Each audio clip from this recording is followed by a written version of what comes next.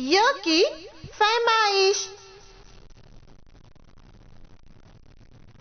ये किताब है। ये बिल्ली है। ये घर है। ये लड़की है। ये गेंद है।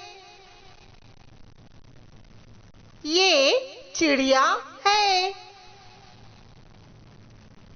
ये मुर्गा है।